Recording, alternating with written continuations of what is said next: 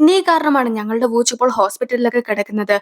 നീ ഇവിടേക്കൊന്ന് തിരിഞ്ഞു പോലും നോക്കാത്തത് വലിയൊരു ക്രൂരതയാണെന്നൊക്കെ പറഞ്ഞുകൊണ്ട് അമ്മയും അനിയത്തിയും പൂച്ചന് വേണ്ടി സംസാരിക്കുന്നുണ്ടെങ്കിൽ പോലും ഇപ്പോൾ അതൊക്കെ കേട്ടിട്ടുണ്ടായിരുന്ന മെറിയും നിങ്ങളില്ലാതിരുന്ന ഇത്രയും ദിവസം ഞാനായിരുന്നു അവനെ നോക്കിയത്. അതിൽ കൂടുതൽ ഒന്നും തന്നെ എനിക്ക് ചെയ്യുവാനായിട്ട് സാധിക്കുകയില്ല. ഇനിയും അവനെയോ നിങ്ങളെയോ എന്റെ ലൈഫിൽ കാണുവാനായിട്ട് ഞാൻ ആഗ്രഹിക്കുന്നില്ല എന്നൊക്കെ പറഞ്ഞിട്ട് കോളും കട്ട് ചെയ്യുന്നു. സോ ഇവരിങ്ങനെ സംസാരിക്കുന്നതെല്ലാം തന്നെ അവളുടെ ഫ്രണ്ടും കേൾക്കുകയാണ്. ഞങ്ങൾ കുറച്ച് മാസങ്ങൾക്ക് മുമ്പ് തന്നെ ബ്രേക്കപ്പ് ആയതാണ്. പക്ഷേ നിന്നോട് ഈ ഒരു കാര്യങ്ങളൊക്കെ തുറന്നു പറയുവാനായിട്ട് എനിക്കൊരു അവസരം കിട്ടിയിരുന്നില്ല എന്ന് മെറി ഫ്രണ്ടിന്റെ അടുത്ത് പറയുമ്പോഴത്തേക്കും കഴിഞ്ഞ ദിവസം അവൻ എന്നെ കോൾ ചെയ്തിട്ട് നീ എവിടെയാണെന്നൊക്കെ ചോദിച്ചിട്ടുണ്ടായിരുന്നു. ഞാനും അതൊക്കെ പറഞ്ഞു കൊടുത്തു. പക്ഷേ നിങ്ങൾ ബ്രേക്കപ്പ് ആയ കാര്യം അറിയാത്തത് കൊണ്ടാണ് അങ്ങനെയെല്ലാം സംഭവിച്ചതെന്ന് പറഞ്ഞ് അവളും ക്ഷമ ചോദിക്കുന്നു. എങ്കിൽ പോലും ഇനി ഇങ്ങനെ അവൻ വിളിക്കുകയാണെങ്കിൽ അവന്റെ കോൾസ് ഒന്നും തന്നെ എടുക്കാനായിട്ട് പാടില്ല എന്ന് മെറി പ്രത്യേകമായിട്ട് ഫ്രണ്ടിനോട് പറയുന്നുമുണ്ട്. പിന്നീട് ഊച്ചനെ കാണുവാനായിട്ടും അവൾ പോകുന്നു. അവൻ മറ്റൊരു കാറിലേക്കായിരുന്നു വന്നിട്ടുണ്ടായിരുന്നത്. ആ ഒരു കാറിലെ ആദ്യത്തെ പാസഞ്ചർ മെറിയാണെന്ന് അവൻ പറയുന്നുമുണ്ട്. കൂടാതെ അവളെ നന്നായി തന്നെ ട്രീറ്റ് ചെയ്യുവാനായിട്ട് താൻ ആഗ്രഹിക്കുന്നുവെന്ന് പറഞ്ഞിട്ട് ഇപ്പോൾ അവൾക്കും കുറച്ച് ഫ്ലവേഴ്സ് ഒക്കെ അവൻ മേടിച്ചു കൊടുക്കുന്നു. നിലവിൽ ആ ഒരു ഫ്ലവറിന്റെ പേരൊക്കെ അവൻ പറഞ്ഞു കൊടുക്കുകയും അവളത് സെർച്ച് ചെയ്യുകയും ചെയ്യുമ്പോഴത്തേക്കും ആ ഫ്ലവറിന്റെ അർത്ഥമായി വരുന്നത് എന്റെ ഹൃദയം സിൻസിയർ ആണ് എന്നതായിരുന്നു.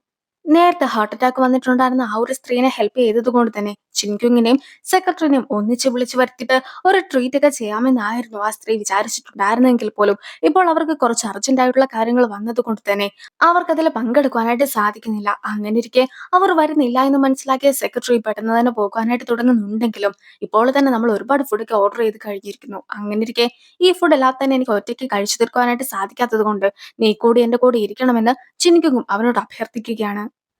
അങ്ങനെ ഇരിക്കെ അവരും ഓരോന്നൊക്കെ സംസാരിക്കുന്നു. "നീ നേരത്തെ കൊടുത്തിട്ടുണ്ടായിരുന്ന ഇന്റർവ്യൂ ഒക്കെ ഞാൻ കണ്ടിട്ടുണ്ടായിരുന്നു. അതൊക്കെ ഒരുപാട് നന്നായിട്ടുണ്ട്.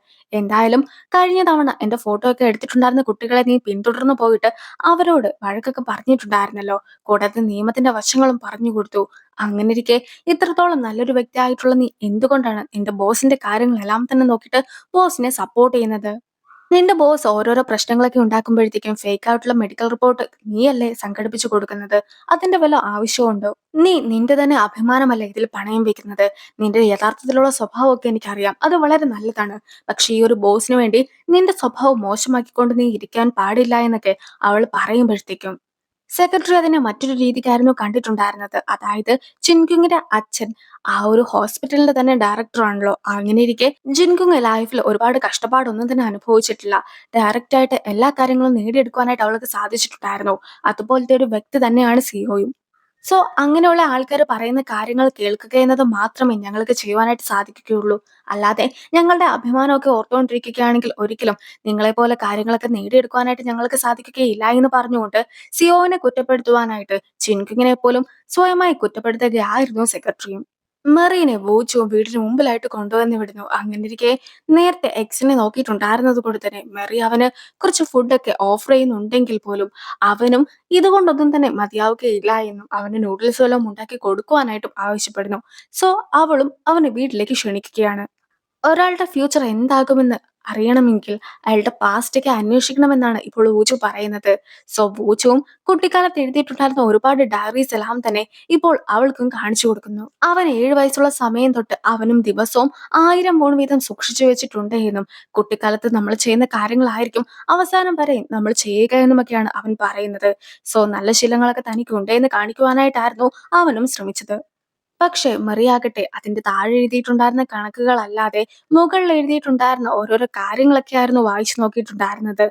അങ്ങനെയിരിക്കെ ഇന്ന് ടൈക്കോണ്ടോ ഒക്കെ ഞാൻ പ്രാക്ടീസ് ചെയ്യുന്ന സമയത്ത് എന്റെ ചേട്ടന്റെ മൂക്കിനിട്ടൊരു കിക്കൊക്കെ കൊടുത്തിട്ടുണ്ടായിരുന്നുവെന്നും അങ്ങനെ ചേട്ടന്റെ മൂക്കിൽ നിന്നും ചോര വന്നു എന്നും എഴുതിയത് അവളും വായിക്കുന്നു. എന്റെ കസിനിട്ടാണ് ഞാൻ കിക്കൊക്കെ കൊടുത്തിട്ടുണ്ടായിരുന്നതെന്ന് അവൻ പറയുന്നുണ്ട്. കൂടാതെ അതിന്റെ അകത്തുള്ള കണ്ടന്റ് ഒന്നും തന്നെ വായിക്കുവാനായിട്ട് പാടില്ല എന്നും ഞാൻ പണം സേവ് ചെയ്യുന്നത് കാണിക്കുവാനായിട്ട് മാത്രമാണ് ഈ ഒരു ഡയറി ഒക്കെ കൊണ്ടുവന്നതെന്നുമാണ് അവൻ പറയുന്നത്. അവന്റെ പേരൻസ് ഒക്കെ മരിച്ചു പോയത് കൊണ്ട് തന്നെ അവർക്ക് ഷെയർ ഒക്കെ തനിക്ക് കിട്ടുന്നതായിരിക്കുമെന്നും അവനും പറയുന്നു. ഇപ്പോൾ മിസ് ഓക്കെ ആയിരിക്കുമോ? എന്തായാലും കൊറിയയിൽ പോകുന്ന സമയത്ത് അവളെ നേരിട്ട് കാണണമെന്ന് അവൻ എഴുതിയിട്ടുണ്ടായിരുന്നത് അവളും വായിക്കുന്നു. സോ ആരാണ് മിസ്സു? കുറെ ആയിട്ട് ഞാൻ അവളുടെ പേരൊക്കെ ഈ ഒരു ഡയറിയിൽ കാണുന്നുണ്ടല്ലോ എന്ന് അവളും അവനോടായിട്ട് പറയുന്നു.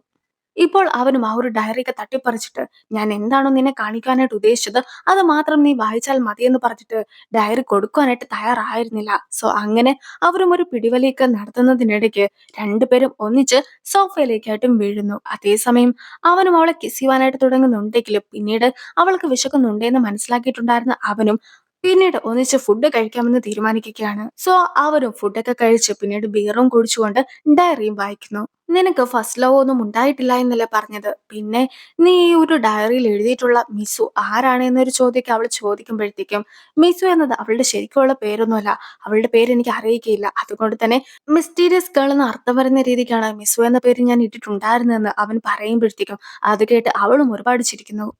ജിൻഗും സെക്രട്ടറിയും ഇപ്പോൾ മദ്യപിച്ചൊക്കെ ഇരിക്കുകയാണ്. അങ്ങനെയിരിക്കെ ജിൻഗുങ്ങും തന്റെ വിഷമങ്ങളൊക്കെ സെക്രട്ടറിയോടായിട്ട് തുറന്നു പറയുന്നു. അതായത് എനിക്കൊരാളെ ഒരുപാട് ഇഷ്ടമായിരുന്നു. പക്ഷേ അയാൾ എന്നെ ആ ഒരു രീതിക്കൊന്നും തന്നെ കാണുന്നില്ല. അതെന്തുകൊണ്ടായിരിക്കും? എന്നെ കണ്ടാൽ ഇഷ്ടപ്പെടാതെ ഇരിക്കുവാൻ മാത്രം ഞാൻ എന്താണ് ചെയ്തിട്ടുള്ളതെന്നൊക്കെ അവൾ ചോദിക്കുമ്പോഴത്തേക്കും ചിലപ്പോൾ നിന്നെ ആദ്യമായി കണ്ടപ്പോൾ തന്നെ നിന്നെ ഡേറ്റ് ചെയ്യുവാനായിട്ട് അവന് പ്ലാൻ ഉണ്ടാവുകയില്ല. അതുകൊണ്ടായിരിക്കും നിന്നെ സ്നേഹിക്കുവാനായിട്ടും അവന് സാധിക്കാതെ പോയതെന്ന് സെക്രട്ടറിയും അറിയിക്കുന്നു. ഞങ്ങൾ കുട്ടികളായിരിക്കുമ്പോഴത്തേക്കുമാണ് പരിചയപ്പെട്ട് ഫ്രണ്ട്സൊക്കെ ആയിട്ടുണ്ടായിരുന്നത്.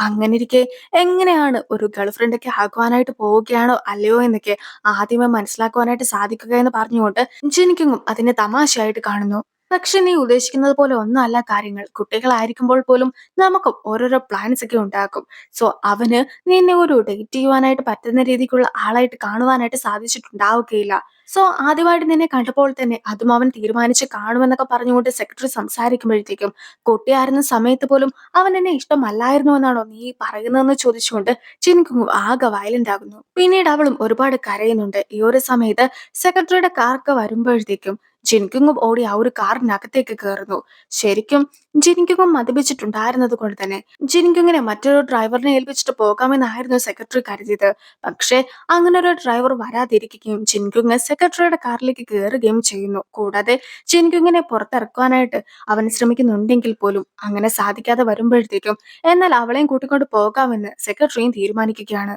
ഇപ്പോൾ വെളിയിൽ വലിയൊരു മഴ പെയ്യുന്നു. വൂച്ചു മദ്യപിച്ചിട്ടുണ്ടായിരുന്നത് കൊണ്ട് തന്നെ അവന് വണ്ടി ഓടിക്കുവാനായിട്ട് സാധിക്കുകയില്ല. സോ മറ്റൊരു ഡ്രൈവറിനെ ഹയർ ചെയ്യുവാനായിട്ടായിരുന്നു അവർ ശ്രമിച്ചത്. വൂച്ചും ആപ്പിൽ ഡ്രൈവറിനെ അന്വേഷിക്കുന്നുണ്ട്. അങ്ങനെയിരിക്കെ ഒരുപാട് ഡ്രൈവേഴ്സ് ഒക്കെ അവന്റെ റിക്വസ്റ്റ് അക്സെപ്റ്റ് ചെയ്യുന്നുണ്ടെങ്കിലും അവനായിട്ട് തന്നെ ആ ഒരു റൈഡും ക്യാൻസൽ ചെയ്യുന്നു. സംഭവം എന്താന്ന് വെച്ചിട്ടുണ്ടെങ്കിൽ അവൻ അവിടെ തന്നെ നിൽക്കുവാനായിട്ടായിരുന്നു പ്ലാൻ. സോ അവനും ഇപ്പോൾ ഡ്രൈവേഴ്സിനെ ഒന്നും തന്നെ കിട്ടുന്നില്ല എന്ന് മെറിയുടെ അടുത്തായിട്ടും കള്ളം പറയുകയാണ്.